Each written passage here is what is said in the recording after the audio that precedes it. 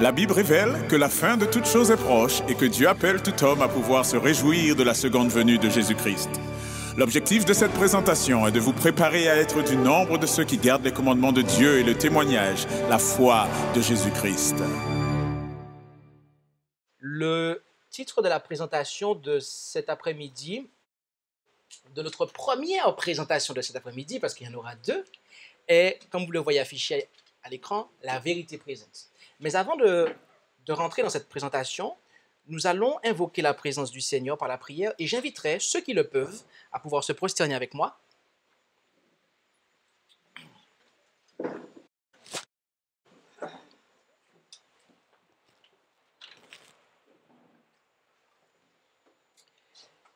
Éternel notre Dieu, quel grand privilège pour nous que de pouvoir nous présenter devant ta face en cet instant. Et alors que nous sommes encore durant ces heures du Saint-Sabbat que tu as institué avant la fondation, à la fondation du monde, Père, que tu as mis à part pour l'homme, que tu as institué pour l'homme, eh bien, nous voulons une fois de plus nous mettre à l'étude de ta parole. Et nous te demandons pour cela de bien vouloir nous accorder l'esprit de celui qui est le chemin, la vérité et la vie, l'esprit de Jésus, afin que nous soyons en mesure de tirer profit pleinement des paroles que nous allons considérer dans les Saintes Écritures que tu as communiquées à l'humanité. Bénis ce moment, touche les lèvres de ton serviteur afin que le message puisse être donné pour ta gloire et touche les cœurs des auditeurs, quels qu'ils soient, afin que la vérité soit quelque chose de présent pour chacun d'entre nous. Merci pour tes bienfaits envers nous. Nous n'en sommes pas dignes, mais c'est en Jésus que nous t'avons prié. Amen.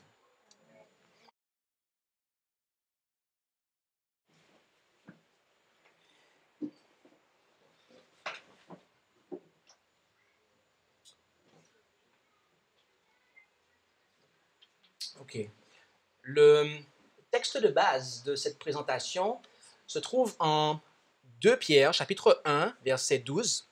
Et j'ai volontairement placé tous les textes sur diapo, d'accord? Parce que nous allons avoir un certain nombre de textes à considérer. Mais ce soir, ce qui va se passer, c'est que je vais uploader, je vais charger cela sur le site internet et ils seront disponibles sous la page diapositive, d'accord? Donc toutes les présentations de ce soir seront disponibles sur la diapo. Donc sentez-vous libre de prendre des notes, d'ouvrir la Bible, d'accord? Et car nous allons tâcher, avec la grâce de Dieu, d'avoir une présentation assez exhaustive, d'accord? En 2 Pierre, chapitre 1, verset 12, nous lisons « C'est pourquoi je ne négligerai pas de vous rappeler sans cesse ces choses, quoique vous les sachiez et que vous soyez affermis dans la vérité présente. » La vérité présente, mes amis. Le terme qui est traduit par « présente » dans ce verset vient du grec « parémi », ok, lequel est ici conjugué au présent, mais aussi à la voix active. D'accord? Qu'avons-nous dit ici? Parémi est au présent, donc le temps c'est le présent, et la voix c'est quelle voix?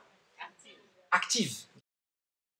En grammaire, la voix active exprime que le sujet est celui qui accomplit l'action décrite par le verbe, ce qui est le contraire de la voix passive. D'accord? Le sujet subit l'action décrite par le verbe. Mais ici, dans le texte grec, présente, il y a la voix active. Donc cela exprime que le sujet, à savoir que la vérité, est celle qui accomplit l'action qu'est le fait d'être présent. D'accord? Et appliqué à ce verset, comme je le disais, nous comprenons qu'il s'agit en réalité de la vérité qui est présente. D'accord? La vérité qui est en train de se présenter, qui est présente très précisément. Considérons maintenant une définition de présent. Une définition de présent dans le Robert Dictionnaire, qui est la suivante.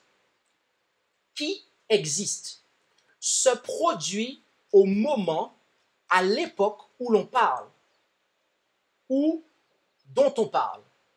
Les circonstances présentes. Et il est dit actuel, l'instant présent. D'accord? Donc, ce sont là deux exemples qui nous sont donnés par le dictionnaire Robert suite à cette définition. Donc, notez cela. Présent, c'est quelque chose qui existe, qui se produit au moment, à l'époque où on parle ou dont on parle. Lorsqu'on parle de vérité présente, il ne s'agit pas tellement de la vérité qui avait été mise au placard et que l'on nous présente, mais plutôt de la vérité qui nous concerne dans le présent, c'est-à-dire qui existe ou qui se produit dans notre présent en fait. Je reprends, il s'agit de la vérité qui nous concerne dans le présent, c'est-à-dire qui existe ou se produit dans le présent. La vérité à laquelle Pierre se référait ici était l'ensemble de l'enseignement chrétien dans lequel les croyants avaient été instruits et qu'ils croyaient. Et en Éphésiens, chapitre 1, verset 13, nous lisons « En lui, vous êtes aussi, après avoir entendu la parole de la vérité, l'évangile de votre salut, et avoir cru en lui, vous avez été scellés du Saint-Esprit qui avait été promis. » D'accord? Et vous pouvez comparer aussi avec Colossiens 1, verset 5 et 1 Thessaloniciens 2, verset 13. Le présent des 12 apôtres qui vécurent il y a environ 2000 ans est pour nous le passé. Et notre présent était pour eux le futur. La vérité qui nous concerne est-elle alors exactement la même que celle qui les concernait? Étant donné que notre présent était leur futur et que leur présent est notre passé. Est-ce que la vérité qui nous concerne est exactement la même que celle qui les concernait? Ah, quelqu'un dit oui, quelqu'un dit non. Ah. Étant donné qu'il est celui qui annonce la parole de Dieu, toutes les vérités habitent en Jésus-Christ. En effet, en Jean chapitre 1, verset 14, il est dit « Et la parole a été faite chair et a habité parmi nous pleine de grâce et de vérité. Et nous avons contemplé sa gloire, une gloire comme celle du Fils unique venu du Père. » Et étant donné qu'il est la parole faite chair, nous comprenons pourquoi Jésus déclara qu'il est la vérité. En effet, en Jean 14, verset 6, nous lisons, Jésus lui dit, « Je suis le chemin, la vérité et la vie. Personne ne vient au Père que par moi. » La bonne doctrine, c'est-à-dire l'enseignement pur, a pour objectif, bien-aimé, de nous rapprocher de Christ par une révélation claire de sa personne et de son œuvre. En Éphésiens, chapitre 4, verset 20, nous lisons « Mais vous, ce n'est pas ainsi que vous avez appris à connaître Christ. » Okay? Donc, remarquez que Paul déclara ici que ce n'était pas ainsi que les Éphésiens avaient appris à connaître Christ. D'accord? Lorsqu'on vous dit que ce n'est pas ainsi que tu as appris cela, cela signifie que vous avez reçu un enseignement. D'accord? Donc, il y a bel et bien un enseignement qui concerne Jésus. Et en réalité, normalement, une bonne doctrine est celle qui nous donne une compréhension claire de Christ et de sa personne et de son œuvre. D'accord? Et Paul nous dit, concernant Christ, en Hébreux 13, verset 8, Jésus-Christ est le même hier, et aujourd'hui et pour l'éternité. C'est ce que l'Écriture dit, n'est-ce pas? D'accord. Notez que Paul ne dit pas que Jésus-Christ fait la même chose.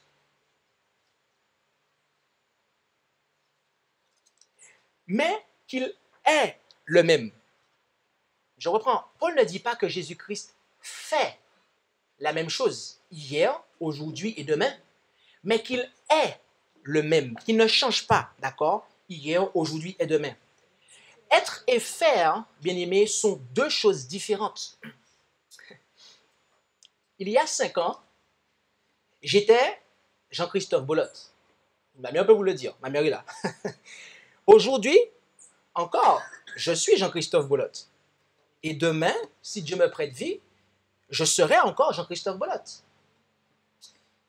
Mais voyez-vous, et ma mère peut vous le dire, il y a 5 ans, j'œuvrais en tant que géomètre. Oui, j'œuvrais 38 heures par semaine en tant que géomètre. Alors qu'aujourd'hui, j'œuvre beaucoup plus que 38 heures par semaine en tant que pasteur. J'œuvre bien plus de 38 heures par semaine dans le ministère de la prédication de la parole de Dieu en tant que pasteur et évangéliste. Et demain, mes amis, si Dieu me prête la vie, j'aspire à continuer dans cette œuvre. Je suis la même personne, mais je n'occupe pas la même fonction. Et c'est ce qu'il en est pour Jésus, voyez-vous. Il a toujours été et sera toujours le Fils de Dieu. Mais il fut un temps où, avant de venir sur terre, il n'avait pas la nature humaine. En effet, en Hébreux 10, verset 5, le concernant, il a été prophétisé, ou tout du moins, l'apôtre Paul cite une prophétie de l'Ancien Testament en disant « C'est pourquoi Christ, entrant dans le monde, dit « Tu n'as pas voulu de sacrifice ni d'offrande, mais tu m'as formé un corps. » Donc, il y a bel et bien eu un temps où Christ n'avait pas la nature humaine, parce que Dieu lui a formé un corps pour qu'il puisse s'incarner, en fait, et devenir homme comme nous le sommes. D'accord? Ça, c'est un premier point. Un deuxième point, c'est qu'il fut un temps où il vécut personnellement sur terre, comme on peut le voir en Jean 10, verset 23. Comme Jésus se promenait dans le temple, au portique de Salomon, etc., etc. Donc, il y eut un temps où Jésus marchait sur cette terre. D'accord? Il y eut aussi un temps où il était mort. En effet, en Jean 19, verset 30, « Et quand Jésus eut pris le vinaigre, il dit, « Tout est accompli. » Et ayant baissé la tête, il rendit l'esprit. Il fut un temps où il ressuscita aussi des morts. En Matthieu 28, versets 5 et 6, « Or l'ange, prenant la parole, dit aux femmes, « Pour vous, ne craignez point, car je sais que vous cherchez Jésus, le crucifié. » Verset 6, « Ce n'est pas ici, car il est ressuscité, comme il l'avait dit. Venez, voyez le lieu où le Seigneur était couché. » Il y eut aussi un temps, mes amis, où il monta au ciel, conformément à ce que nous lisons en Acte 1, versets 9 à 11.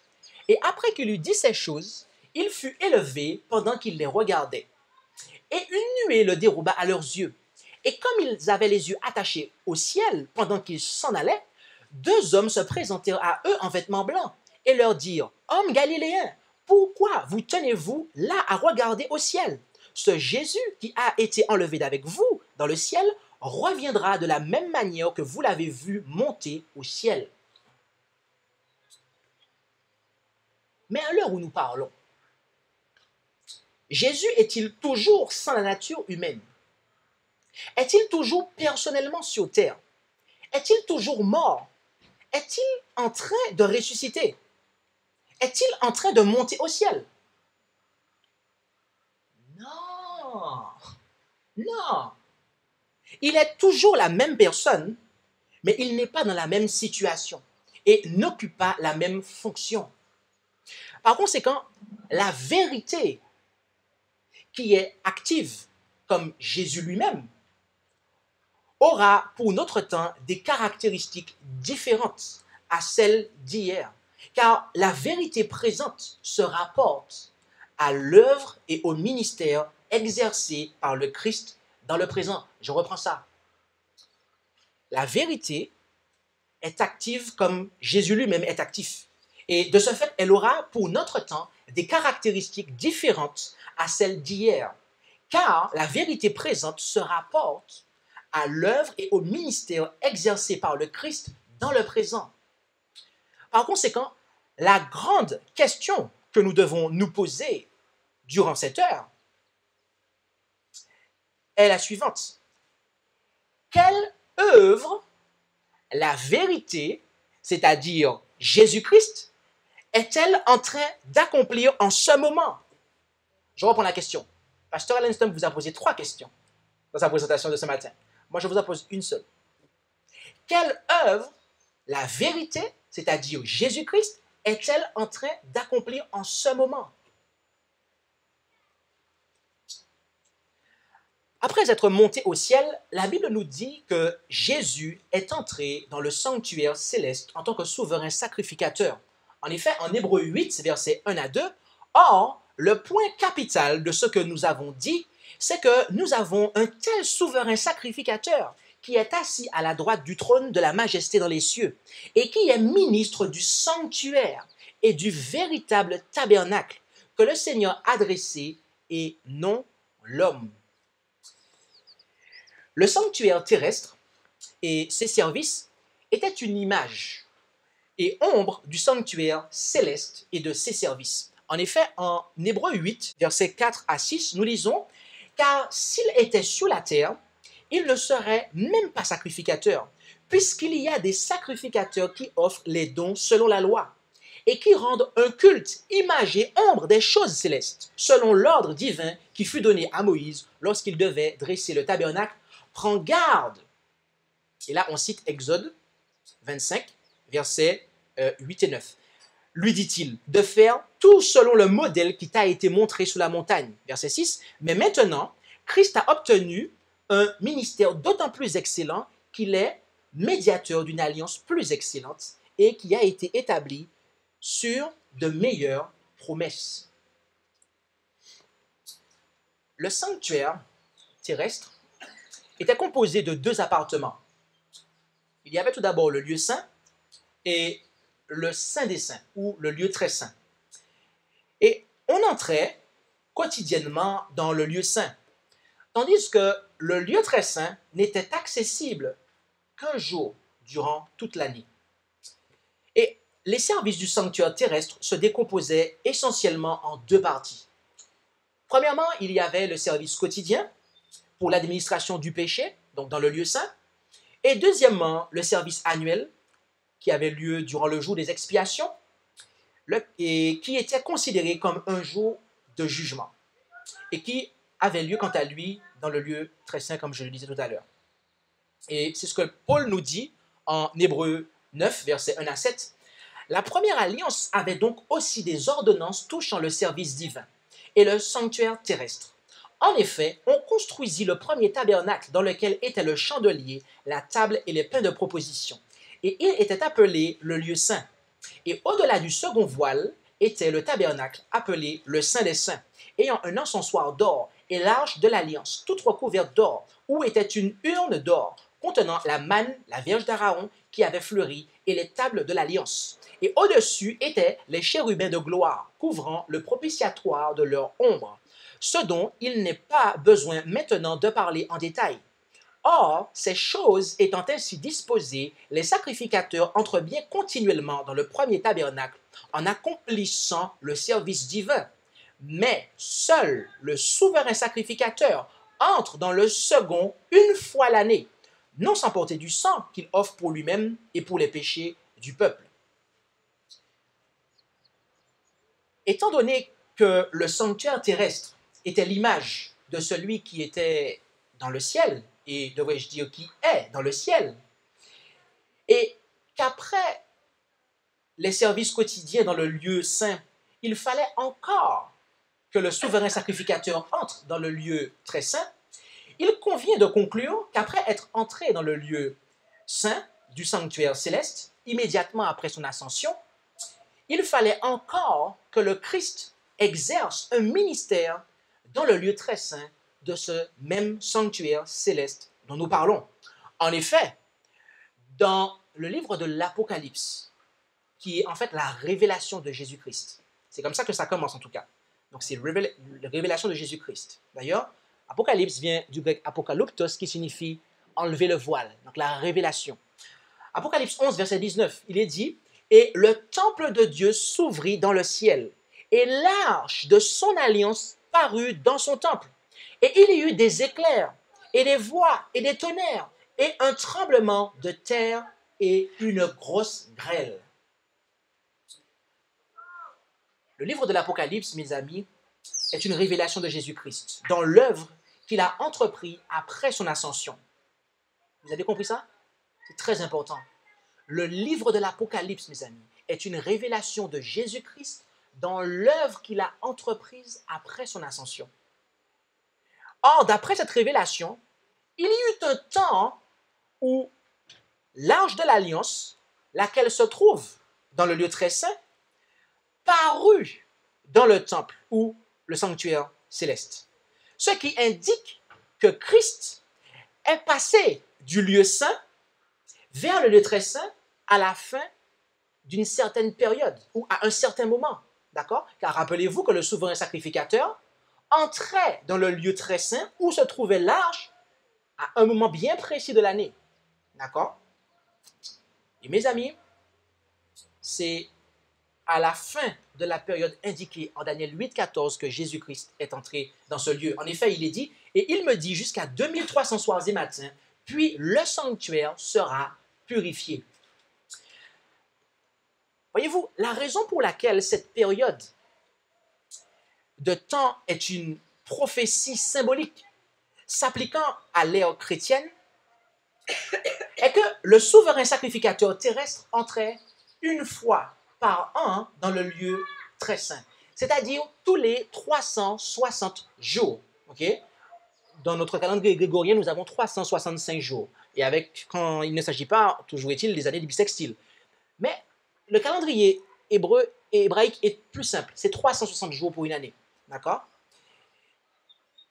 Et s'il fallait la prendre de manière littérale, cette période de 2300 jours, 2300 soirs et matins, donc 2300 jours, parce qu'à la création, il y eut un soir, il y eut un matin, ce fut le premier jour, donc 2300 jours.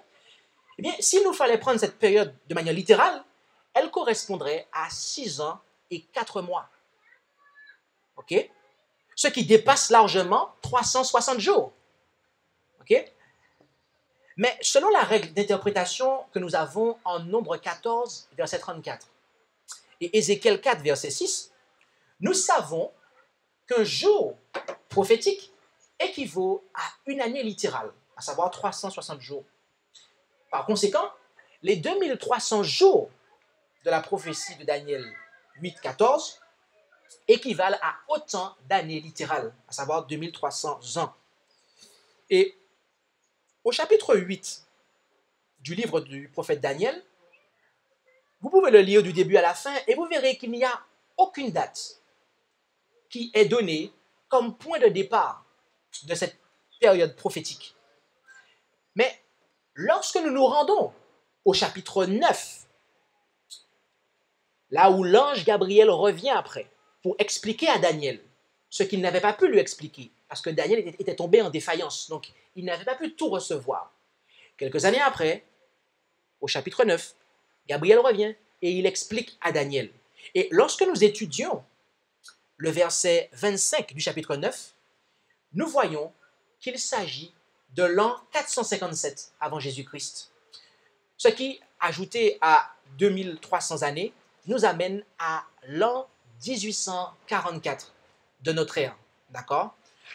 Nous pourrions, si nous avions le temps, étudier aussi, d'accord, les 3 malheurs d'Apocalypse pour voir qu'effectivement, aux alentours de 1840, il y eut un événement lié à celui qui est mentionné en Daniel 14. Donc, ce n'est pas simplement cette prophétie-là qui nous permet d'arriver à cette époque de l'histoire de ce monde, mais cette prophétie que nous avons en Daniel 8, 14 est la plus longue période prophétique de la Bible. il n'y en a pas de plus grande, mes amis. Il n'y en a pas de plus grande. C'est la plus longue période prophétique. Et voyez-vous, ayant dit cela, nous réfléchissons et nous voyons que nous sommes aujourd'hui en 2020. OK? Nous sommes en 2020.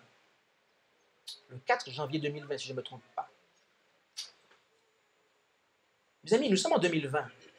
Et il y a 176 ans de cela, Jésus-Christ a entamé la phase finale de son œuvre médiatrice en notre faveur dans le lieu très saint du sanctuaire céleste. Et ce n'est pas tous les chrétiens qui sont au courant de cela. Beaucoup professent être disciples du Christ. Mais il est intéressant de noter la définition du disciple. Qu'est-ce que la définition du disciple? Un disciple, c'est quoi? C'est quelqu'un qui suit Jésus, n'est-ce pas? C'est quelqu'un qui suit. Donc, si nous disons que nous sommes disciples de Jésus, nous devrions normalement suivre Jésus. OK? Donc, tout disciple se devrait normalement de savoir où est son maître, ce que fait son maître, de manière à pouvoir le suivre là où est-ce qu'il est, par la foi, bien sûr, dans le ciel. L'objectif de l'œuvre qui se faisait dans le service quotidien fut décrit comme suit en Lévitique 4, versets 27, 28 et 35. Là, nous lisons, « Si c'est quelqu'un du peuple qui a péché par erreur en faisant contre l'un des commandements de l'Éternel, ce qui ne doit pas se faire, et qu'il se rende coupable. » Verset 28, « Lorsqu'on lui aura fait connaître le péché qu'il a commis, il amènera pour son offrande une chèvre, une femelle sans défaut, pour le péché qu'il a commis. Le sacrificateur ôtera toute la graisse, comme on ôte la graisse de l'agneau, du sacrifice de prospérité, et il les fera fumer sur l'autel à la manière des sacrifices de l'Éternel faits par le feu. » Et notez bien la dernière phrase. « Ainsi, le sacrificateur fera l'expiation pour cet homme, pour le péché qu'il a commis, et il lui sera pardonné. » Notez qu'ici, il y a une expiation qui est faite. D'accord? Et que cette expiation pourvoit ou procure le pardon. Est-ce que tout le monde a compris cela? OK? D'accord. Ça, c'est ce qu'il en était durant les services quotidiens. D'accord? Nous avons là une expiation qui procure le pardon. OK? Maintenant, notons l'objectif de l'œuvre qui se faisait lors du service annuel, tel que décrit en Lévitique 16, versets 29 et 30. « Et ceci sera pour vous une ordonnance perpétuelle. Au 7e mois, le 10e jour du mois, vous humilierez vos âmes, et vous ne ferez aucune œuvre, ni celui qui est du pays, ni l'étranger qui séjourne au milieu de vous. » Verset 30. « Car en ce jour, on fera l'expiation pour vous, afin de vous purifier. Vous serez purifiés de tous vos péchés devant l'Éternel. » Ici, en ce 10e jour du 7e mois, jour qui était, au passage, je vous le dis, appelé le jour des expiations, il nous est dit qu'il y avait là une expiation qui était faite. Mais notez que l'objectif n'est pas le même que celui que celle qui avait lieu durant les services quotidiens. Ici, il ne s'agit pas d'une expiation pour le pardon des péchés, mais d'une expiation pour la purification des péchés. D'accord? Pasteur Alain Stump aura l'occasion cette semaine de nous présenter l'expiation finale, l'expiation en 2 phases. OK?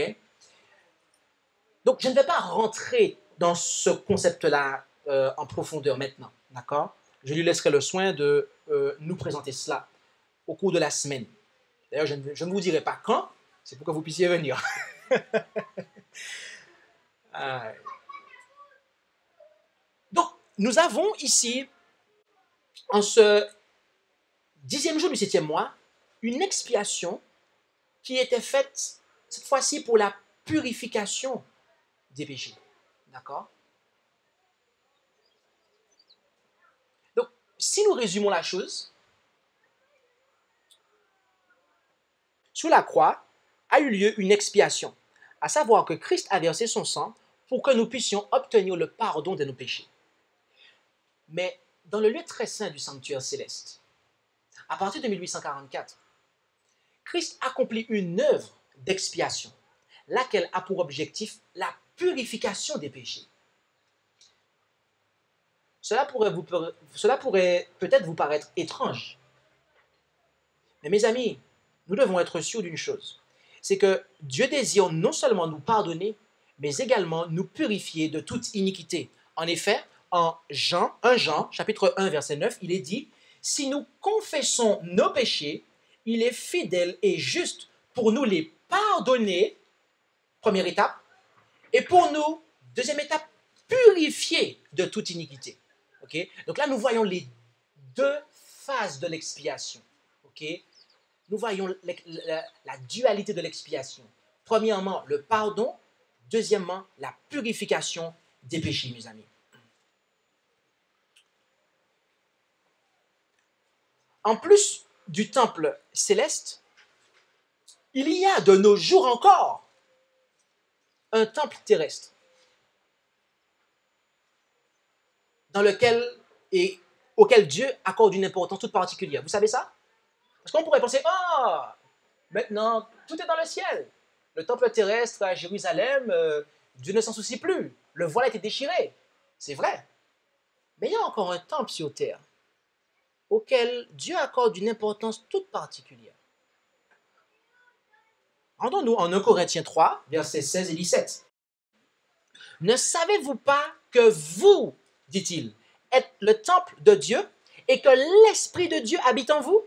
Si quelqu'un détruit le temple de Dieu, est-il dit, Dieu le détruira. Car le temple de Dieu est saint et vous êtes ce temple. » Bien-aimés, l'œuvre ayant lieu dans le sanctuaire céleste, l'œuvre que Christ est en train d'accomplir à l'heure actuelle dans le lieu très saint du sanctuaire céleste, doit être menée parallèlement dans le sanctuaire terrestre de nos vies, de nos corps.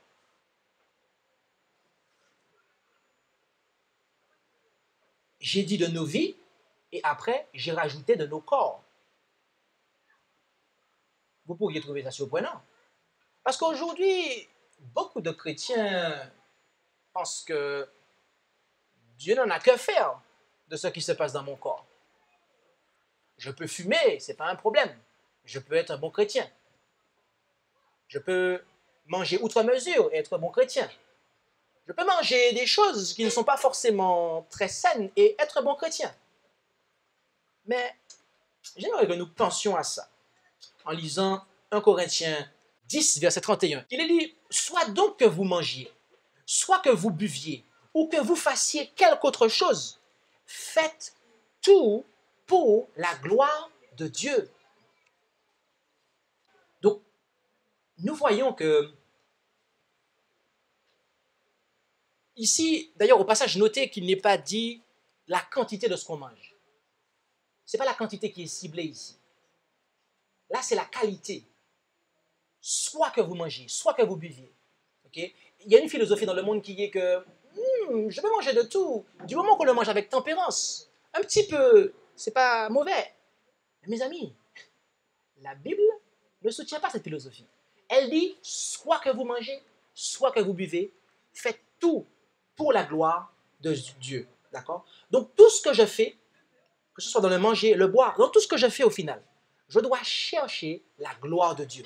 D'accord? Et nous allons, dans le prochain message, considérer un peu ce concept de gloire de Dieu. D'accord? Gardez ça dans votre esprit pour faire la connexion. Mais ici, pour simplement noter que physiquement, mais aussi spirituellement, nous devons prendre soin du temple que sont nos corps, d'accord, nos vies. Et en 1 Corinthiens 6, versets 19 et 20, il est dit, « Ne savez-vous pas que votre corps est le temple du Saint-Esprit qui est en vous et qui vous a été donné de Dieu, et que vous n'êtes point à vous-même, car vous avez été achetés à un grand prix. Glorifiez donc Dieu en votre corps et en votre esprit qui appartiennent à Dieu. » Nous voyons que nous devons glorifier Dieu dans notre corps, mais aussi dans notre esprit. D'accord? Qu'est-ce que nous mettons devant nos yeux? Ou devant nos oreilles? À nos oreilles, qu'est-ce que nous proposons à notre esprit? Faisons attention, mes amis, car Dieu désire que nous lui donnions gloire. Il désire être glorifié dans notre corps, mais aussi dans notre esprit.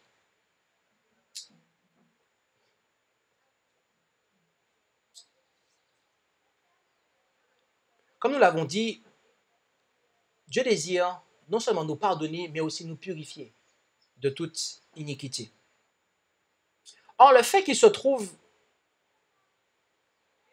à l'endroit où se trouve l'arche de l'Alliance, et très précisément, je parle de Christ, le fait que Christ se trouve à l'endroit où se trouve l'arche de l'Alliance, laquelle contient les tables de l'Alliance, sur lesquelles sont inscrits les 10 paroles de l'Alliance, c'est-à-dire les 10 commandements, eh bien, cela indique clairement que Jésus a entrepris l'œuvre du jugement.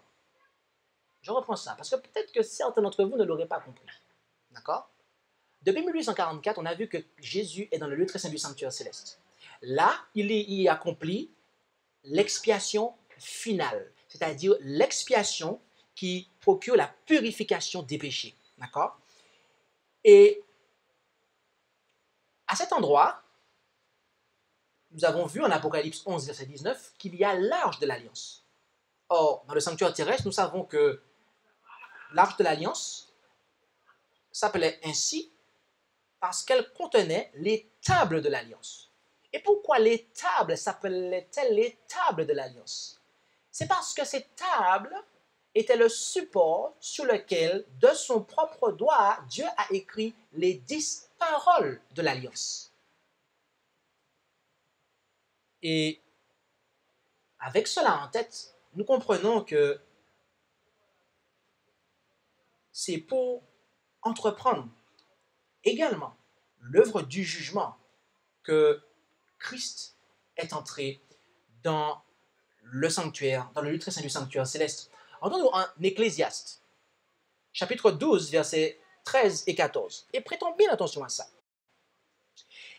Écoutons la conclusion de tout ce discours. Notez les paroles. Crains Dieu et garde ses commandements, car c'est là le tout de l'homme. Verset 14. Car Dieu fera venir toute œuvre en jugement, avec tout ce qui est caché, soit bien, soit mal. Bien-aimés, nous pouvons mener une vie convenable. Nous pouvons faire le bien. Nous pouvons être des personnes tout à fait serviables. Mais il n'en demeure pas moins que nous serons jugés. Les bons comme les méchants seront jugés, mes amis. Nous aurons tous à comparaître devant le Dieu de l'univers. Et c'est pour ça que nous devons craindre Dieu et garder ses commandements. Car toute œuvre, soit bien, soit mal, ouverte ou cachée, Dieu les fera venir en jugement, mes amis. Et c'est ce que nous retrouvons en substance dans le message qui est destiné à préparer un peuple pour le retour de Jésus. En effet, en Apocalypse 14, versets 6 à 12, nous lisons « Et je vis un autre ange qui volait au milieu du ciel, portant l'évangile éternel pour l'annoncer à ceux qui habitent sur la terre, à toute nation et tribu et langue et peuple, en disant d'une voix forte, « Craignez Dieu et donnez-lui gloire, car l'heure de son jugement est venue. » Et je m'arrêterai là. Vous avez vu la similitude qu'il y a avec Ecclésiaste 12, versets 13 et 14? on a craindre Dieu, plutôt que de dire gardez ses commandements, il dit donnez-lui gloire, car l'heure de son jugement est venue, ce qui est la même chose qu'en Ecclésiaste. Il dit qu'il nous faut craindre Dieu et garder ses commandements, car tout va passer en jugement. Et là, Dieu envoie un message aux habitants de l'humanité, aux habitants de la terre, pour leur dire que le jugement a commencé, mes amis. Le jugement est venu, d'accord? Et en raison de cela, il continue en disant, et adorez celui qui a fait le ciel, la terre, la mer et les sources d'eau. Le terme qui est traduit jugement, il provient du terme grec krisis, d'accord? Et krisis signifie en fait le jugement investigatif, d'accord? L'investigation du jugement, ok? Je ne sais pas si vous avez déjà eu des problèmes avec la justice, ok? Peut-être pas, mais si vous en avez déjà eu, vous savez que avant de rendre un verdict, la justice d'abord examine le cas, ok? Ils font l'instruction du dossier, c'est-à-dire qu'ils rassemblent les preuves et ils étudient le dossier avant de pouvoir rendre un verdict, d'accord? Et après, il y a la sentence, d'accord? Et il y a deux termes grecs pour jugement, notamment dans l'Apocalypse. Vous avez krima, d'accord, qui s'applique à la prostituée symbolique d'Apocalypse, au chapitre 17. Ça, c'est la sentence. Et vous avez krisis ici, qui est l'investigation, d'accord? Donc, ici, il s'agit du jugement, ok, que Christ, l'œuvre du jugement dans laquelle Christ est impliqué depuis 1844, qui est une œuvre de jugement investigatif, d'accord? Laquelle commence par les morts et après s'étendra ensuite aux vivants. Et un deuxième point ici, c'est qu'il est dit adorer celui qui a fait le ciel, la terre, la mer et les sources d'eau. Cela est intéressant parce que ces paroles-là font très clairement référence à un passage très connu de la Bible. Le quatrième commandement. Le quatrième commandement. Parce que ici, dans ces paroles, nous avons les trois caractéristiques du sceau. D'accord? OK? Le sceau. Vous savez ce qu'est un sceau?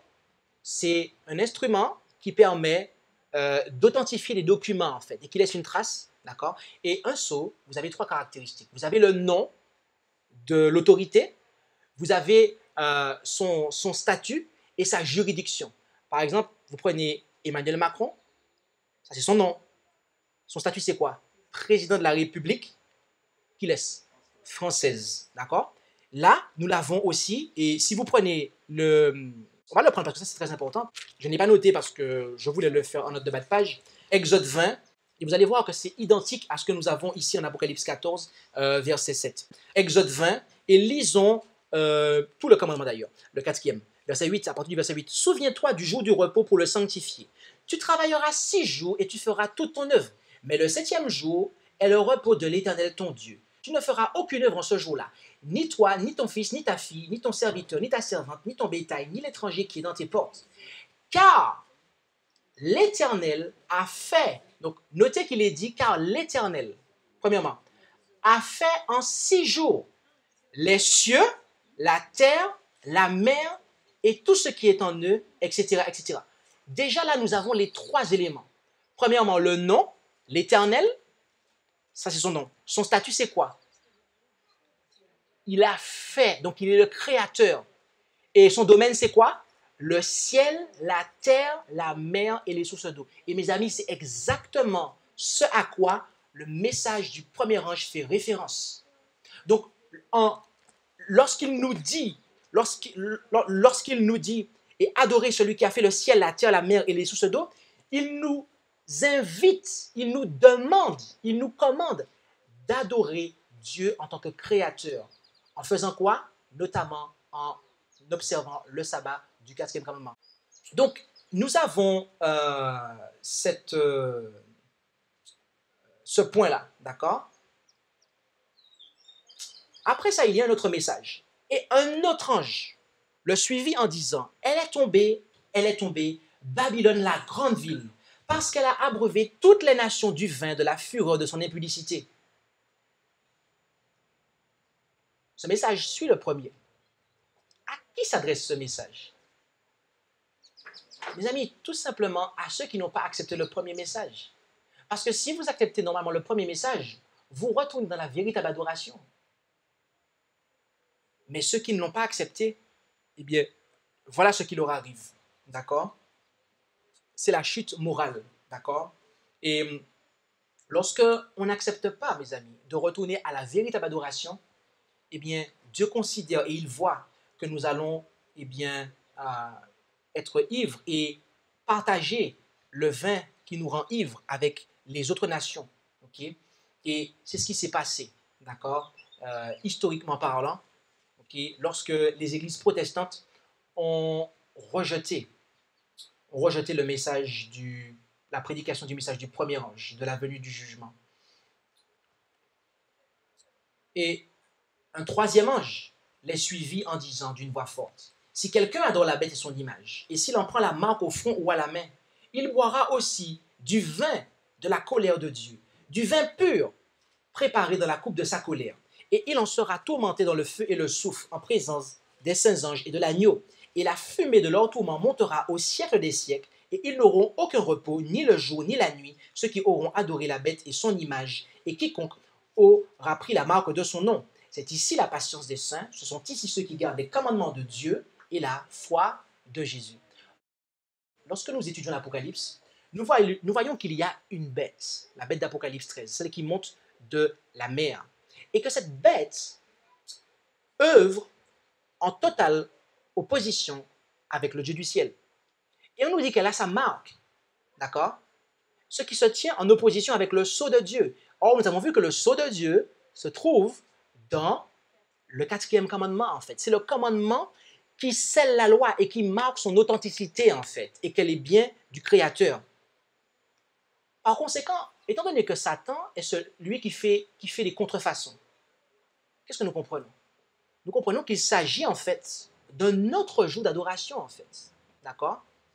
Et quel autre jour, d'accord, avons-nous vu dans la chrétienté se mettre à la place du sabbat du 4e commandement? Le dimanche, mes amis, l'observation du dimanche.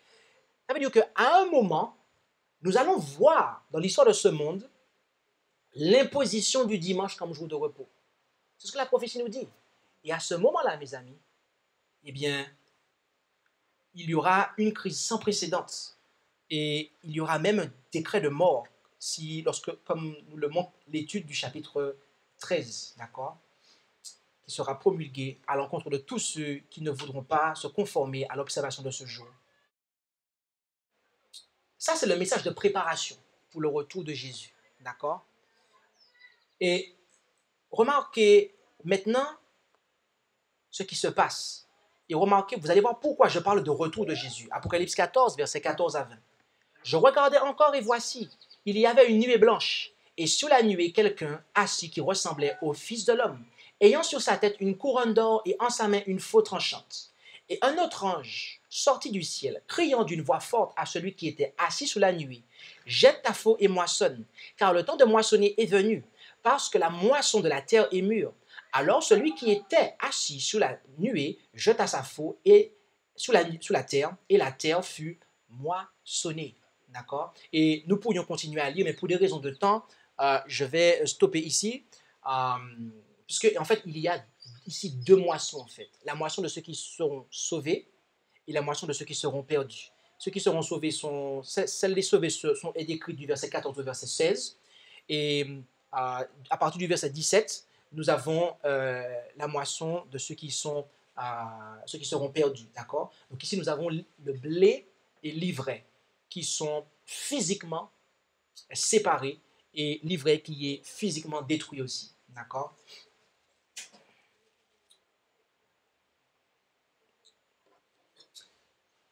Bien-aimés, nous arrivons à la fin de cette présentation et nous allons faire la conclusion maintenant. Nous avons vu que la vérité, à savoir Jésus-Christ, est présente dans le lieu très saint du sanctuaire céleste pour mener à bien l'œuvre de purification et de jugement. Nous savons maintenant où la vérité est présente.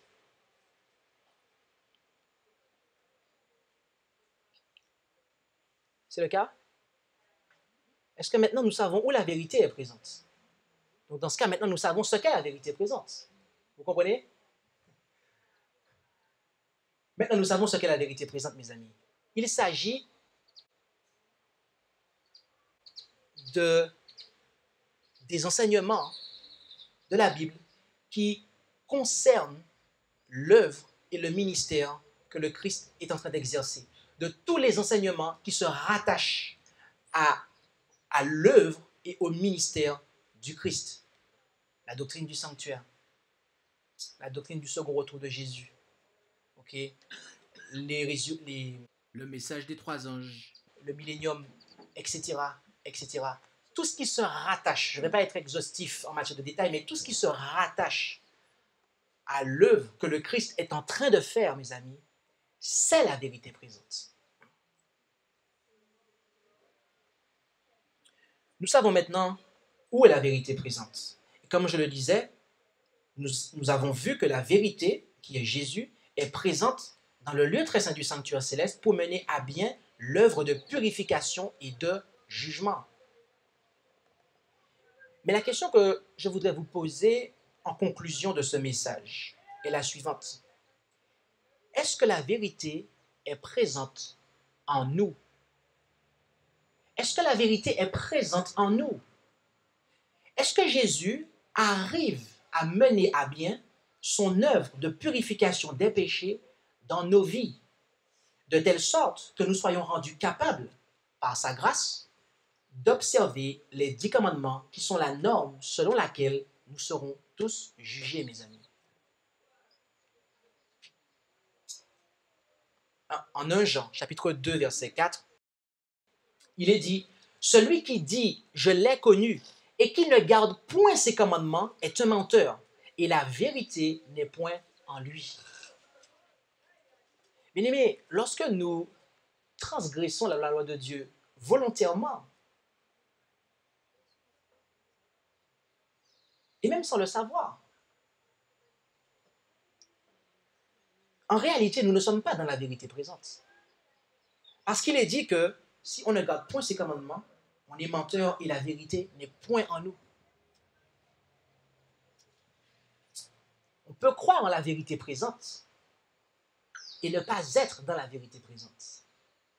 Mais Dieu veut que nous y croyions et que nous y soyons établis.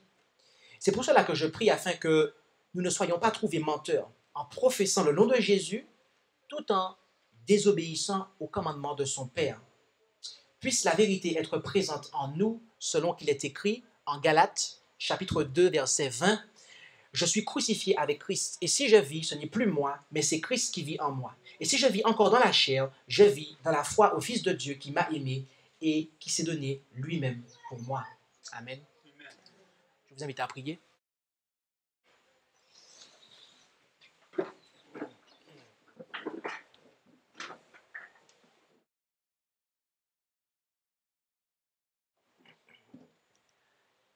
Notre Dieu, notre Père, nous te remercions pour ta parole qui est véritablement une lampe à nos pieds et une lumière sur notre sentier.